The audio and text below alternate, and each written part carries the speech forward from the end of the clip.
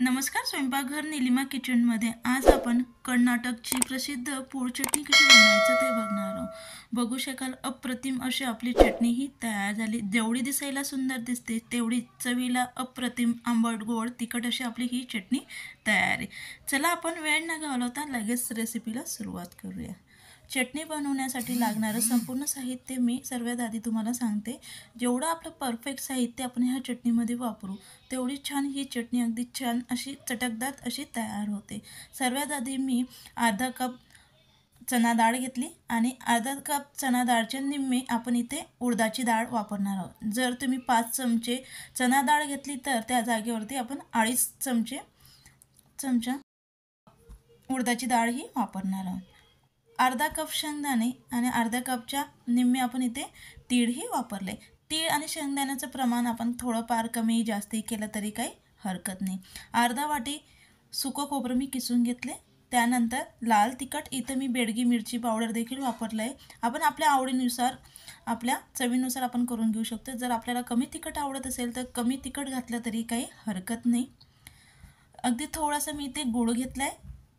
10 ते 15 कढीपत्त्याची पानं, चिंच. जेवढा गूळ घेणार आहोत तेवढेच आपण चिंचेचा वापर इथे करणार आहोत.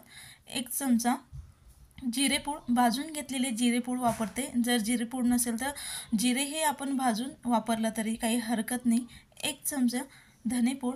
जर आपल्याकडे धनेपूड पण नसेल धने पावडर नसेल, अख्खे धने वापरले तरी काही हरकत नाही. आणि इथे चवीनुसार आपण मीठ घेतले. हे संपूर्ण अगदी परफेक्ट असं मी तुम्हाला साहित्य सांगितले.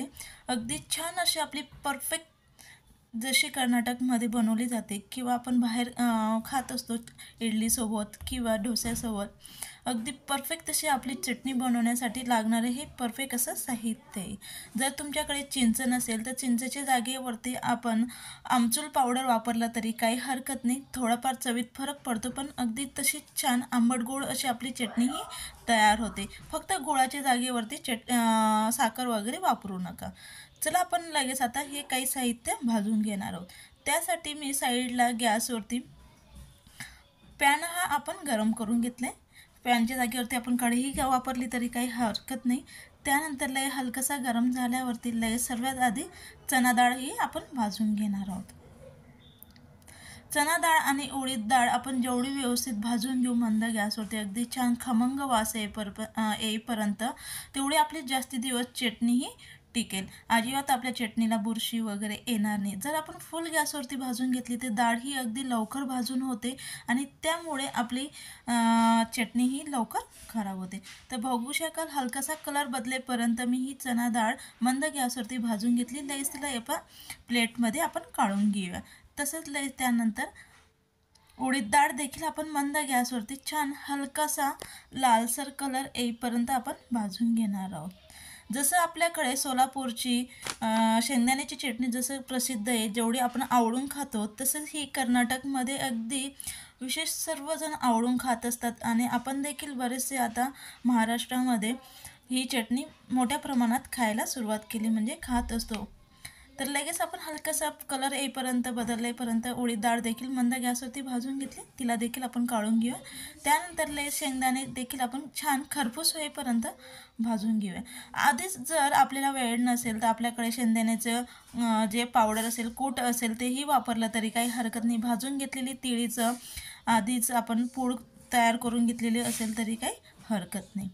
आता मी तुम्हाला अगदी सविस्तर अशी तिची रेसिपी दाखवते. तर मी शेंगदाणे मंद गॅसवरती हे देखील हलकासा कलर बदलेपर्यंत त्यांचा लालसर कलर जास्ती होईपर्यंत आपण याला परतून भाजून घेतले. बघू शकाल अशा पद्धतीने भाजून झाल्यानंतर याला देखील आपण एका प्लेटमध्ये आता लगेच काढून घेऊया.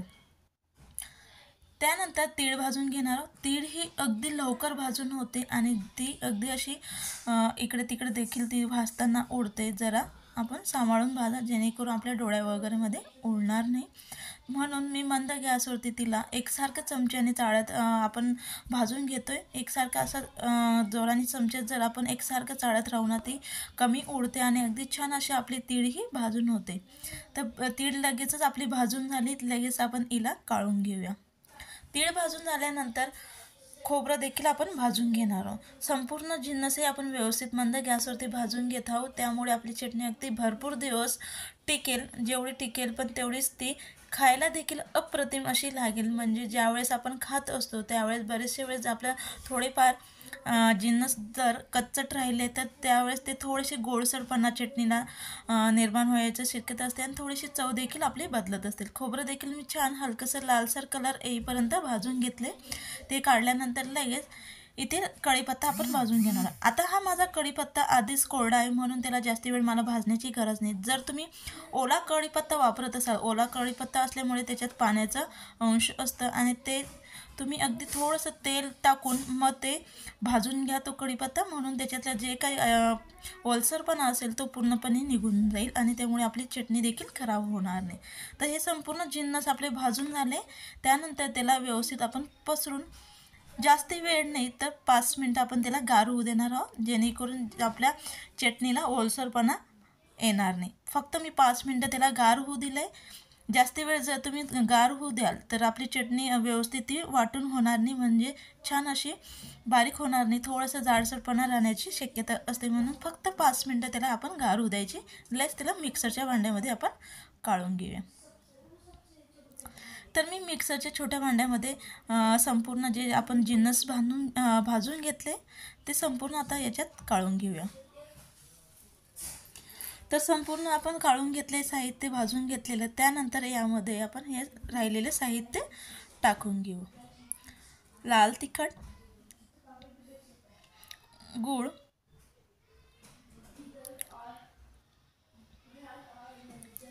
जिरेपूड, धने पावडर, चवीनुसार मीठ आणि त्यानंतर चिंच।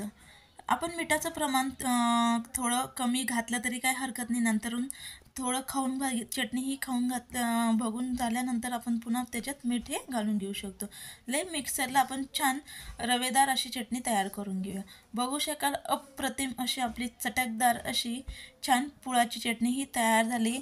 बरेच जण याला डाळीची चटणी देखील म्हणतात, चणा डाळची चटणी देखील। चटकदार चटणी आपली अगदी छान स्पेशल अशी कर्नाटकी पुळची चटणी ही तयार झाली।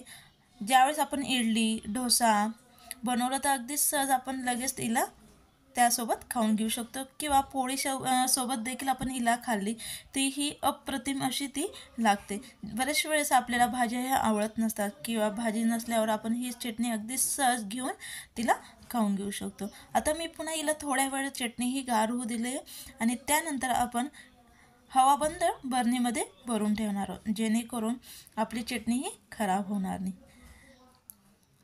तर अशा पद्धतीने आपली अगदी परफेक्ट चटणी ही तयार झाली।